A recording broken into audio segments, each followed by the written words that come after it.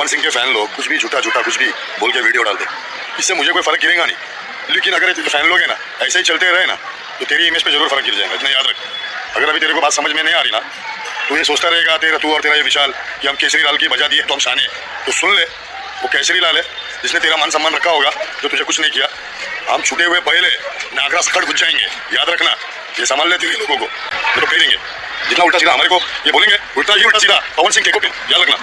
और कोई टसू वसू नहीं हम लोग, तो डरपोगे ना उनको डराना, और मुझे तो डराने की कोशिश भी नहीं करना, समझा। किसी के बाप से नहीं डरता हूँ मैं मरने को नहीं डरता हूँ, तो फिर इसका मतलब मैं जिंदगी से नहीं डरता हूँ, समझा। आपने इस वीडियो में देखा कि बाबा खान और पवन सिंह के विवाद के बीच में अब खेसारी लाल यादव का भी नाम आ गया है। जी हाँ, खेसारी लाल यादव का भी नाम जिक्र करते हुए इसमें नजर आ रहे हैं। बाबा खान इसमें ये बोलते हुए नजर आ रहा है कि खेसारी लाल यादव मुझे मत समझना। जी हाँ, खेसारी लाल यादव तुझे छोड़ दिया होगा लेकिन हम छोड़ने वाले में से नहीं है। फिलहाल में इतना न्यूज फैल गया है कि बाबा खान को भी भोजपुरी इंडस्ट्री के बारे में अच्छे से पता चल रहा है और ये पता चल गया है कि पवन सिंह और खेसारी लाल यादव खुद आपस में ही लड़ते और उनके फैंस। और बात आपको बतला दूं कि फिलहाल में जो विवाद हुआ, कैसे हुआ, पवन सिंह ने क्या बोला था और क्या गलती था, ये तो आपको पूरी तरह से पता होगा। पवन सिंह ने वैसे भी गलत बात नहीं। अभी जो विवाद बढ़ता ही जा रहा है, थमने का नाम नहीं ले रहा है। इसमें सबसे बड़ा कारण है यूट्यूबर। जी हाँ, यूट्यूबर आपको पता होगा कि भोजपुरी के, खास करके भोजपुरी के यूट्यूबर बहुत उल्टा सीधा न्यूज बनाते हैं। पहले के वीडियो डाल के ऐसा कर दिए हैं कि बाबा खान को लग रहा है कि सच में मुझे जानबूझकर ऐसा बोला जा रहा है, गाली गलौज किया जा रहा है, जबकि पहले के वीडियो उठाकर लोग ऐसे दिखा रहे हैं। इस पर पवन सिंह को कानूनी प्रक्रिया लेना चाहिए। जी हाँ, कानून से सहायता लेना चाहिए, ऐसे से कोई फायदा नहीं है। इसके बारे में आपको क्या कहना है नीचे कमेंट में बताना ना भूलें।